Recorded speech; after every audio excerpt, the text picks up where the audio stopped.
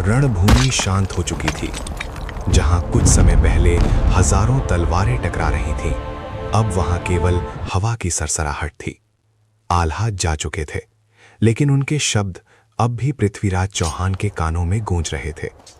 तेरी हार मेरी तलवार से नहीं, तेरे भाग्य से होगी। पृथ्वीराज देर तक मौन खड़े रहे। इतिहास कहता है, उस दिन पहली बार दिल्ली का सम्राट अपने भविष्य से डर गया। दरबार में लौटते ही पृथ्वीराज ने सभा बुलाई। सामंत, सेनापति, मंत्री सब उपस्थित थे, लेकिन राजा का मन अशांत था। उन्होंने पूछा, क्या किसी ने पहले भी ऐसी भविष्यवाणी सुनी है? कोई उत्तर नहीं आया। उसी रात पृथ्वीराज को एक स्वप्न दिखा। उन्होंने देखा, एक अंधकारमय रणभूमि, आंखों पर पट्टी बांधे हुए वे स्वयं खड़े हैं। दूर से घोड़ों की टापों की आवाज आती है और एक तीर सीधे उनकी ओर बढ़ता है। पृथ्वीराज घबरा कर जाग उठे। उधर आल्हा महोबा लौट चुके थे। उन्होंने युद्ध छोड़ दिया था, लेकिन वैर नहीं।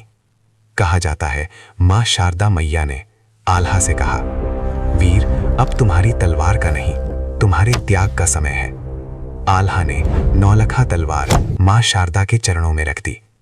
वो तलवार जिससे युद्ध जीते जाते थे, अब भक्ति का प्रतीक बन गई। समय बीतता गया। कुछ वर्षों बाद इतिहास ने वही देखा जिसकी भविष्यवाणी आल्हा ने की थी। तराइन के मैदान में पृथ्वीराज चौहान मोहम्मद घोरी से युद्ध कर रहे थे। पहले युद्ध में विजय मिली, लेकिन दूसरे युद्ध में भाग्य पलट गया।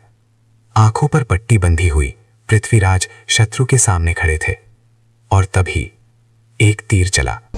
इतिहास ने लिखा, वो तीर किसी योद्धा की ताकत से नहीं, भाग्य के हाथों से चला था। पृथ्वीराज पराजित हुए। दिल्ली का सिंहासन गिर गया, और उसी क्षण आल्हा की कही भविष्यवाणी सत्य सिद्ध हो गई। महोबा में आल्हा ने यह समाचार सुना।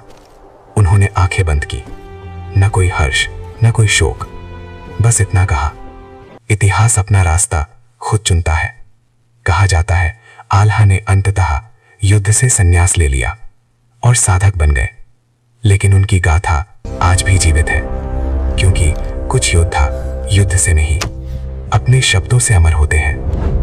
अगर आप जानना चाहते हैं आल्हा का अंतिम जीवन कैसा था और क्या वे सच में अमर हो गए, तो चैनल को सब्सक्राइब करें और कमेंट में लिखें।